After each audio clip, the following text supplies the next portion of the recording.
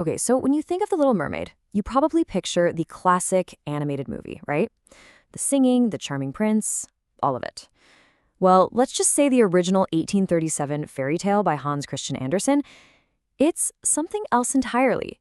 It's so much darker, deeper, and honestly, way more fascinating. Yeah, so let's just throw that whole happily ever after idea out the window for a second. The original story asks a much bigger question, one that totally flips the script. It asks, what if the mermaid doesn't get the prince? And that's actually the whole point. This was never really a story about romance. It's about something way, way bigger, like what it even means to exist. So, to really get what's going on, we have to dive deep into her world. And this is the key. Her true desire, it wasn't the prince. He was just part of the plan. She was after something, well, something eternal.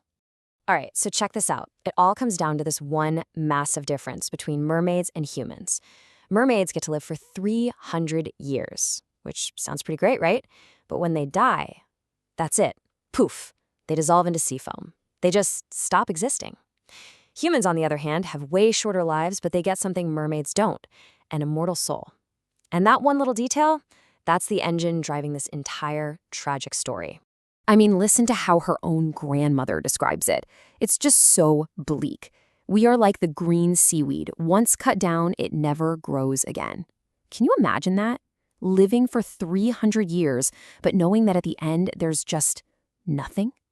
Not heaven, not another life, just gone. It's not death she's afraid of. It's total, complete annihilation. And that's terrifying. So when she saves that handsome prince from a shipwreck and, falls for him, he becomes way more than just a crush. He's the key. He is her only path to getting an immortal soul. The idea was, if she could get him to truly love her and marry her, a part of his human soul would kind of flow into her. That's what this is all about. The prince wasn't the prize, he was the pathway to the prize. And this desperation, this all-consuming need for a soul, drives her to make a deal. A really, really bad deal. She goes to the sea witch, and the bargain she strikes is just, it's beyond cruel. Okay, let's break down this price, because it's not just like, give me your voice. No, no. First, the witch literally cuts out her tongue. Gone. Second, the leg she gets, every single step she takes will feel like she's walking on razor-sharp knives. And third, and this is the big one, if the prince marries someone else, she doesn't just turn back into a mermaid. The very next morning, she will dissolve into sea foam. For good. She is literally betting her entire existence on this. And the transformation itself, the witch tells her it will feel as if a sharp sword slashed through you. So forget any magical, sparkly transformation you've seen. This is violent. This is agony. And that's just to get on land. So now she's on land, in the palace, and her new life is just this silent, painful love story. It's so tragic because she's physically closer to the prince than ever, but she's never been further from what she actually needs from him. And the prince? Oh, he's totally mesmerized by her. He thinks she's beautiful and graceful, and he calls her his dear little foundling. But you hear that, right? He sees her like a child, or even a favorite pet.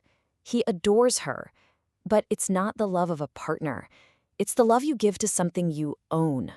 So her whole existence becomes this silent performance. She can't tell him, hey, by the way, I'm the one who saved your life. She literally can't speak. He asks her to dance, and she does it beautifully, while hiding the fact that every single movement is pure agony. Her feet literally bleed. She's his favorite companion, always by his side, but he has no idea who she really is or what she's suffering for him. And then, the final devastating blow. He confides in her, his mute little companion, about the woman he's actually in love with. He says, she is the only person in all the world whom I could love. And he's talking about some temple girl he thinks saved him. He has no idea. He's telling the one who actually saved him that he loves another, and in doing so, he's just sealed her doom. All right, so this brings us to the wedding night. The prince is married, the sun is about to rise, and our little mermaid is facing the end. But she gets one last choice. Just then, her sisters rise from the waves, and it's just heartbreaking. They've made their own deal with the sea witch. They've traded all of their beautiful long hair for a way to save her. and they give her this magic dagger. The new deal is simple, and it's brutal. Option 1, kill the prince, let his warm blood splash on your feet, and you'll turn back into a mermaid and get to live out your 300 years. Option 2, do nothing. Wait for the sunrise and dissolve into sea foam forever. Lose everything. She sneaks into the room where the prince and his new bride are sleeping. She holds the dagger, but she just can't do it. She loves him too much. So, in this incredible act of selfless love, she throws the dagger into the sea and then throws herself in after it, completely accepting that this is the end. But she doesn't dissolve. Instead of turning into sea foam, she feels herself rising. She's becoming something else. She's surrounded by these beautiful, glowing beings who introduce themselves as the daughters of the air. They're these ethereal spirits who exist in a kind of in-between place. And here's the real point of the whole story. Her ultimate sacrifice, her choice not to kill, didn't lead to nothingness. It led to a transformation. All of her suffering, her selfless love, it proved she was worthy. It elevated her. So now she has a new path, a different way to earn that immortal soul she craved all along.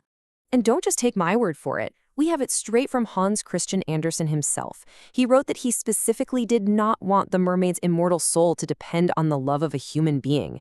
He said he wanted her to follow a more natural, more divine path. See? The story was never supposed to be about getting the guy. It was a spiritual journey all along. So it really makes you think, doesn't it? What really is a happy ending?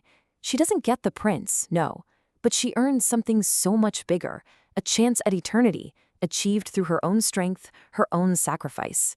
It's definitely not the ending we're used to, but maybe, just maybe, it's a much better one.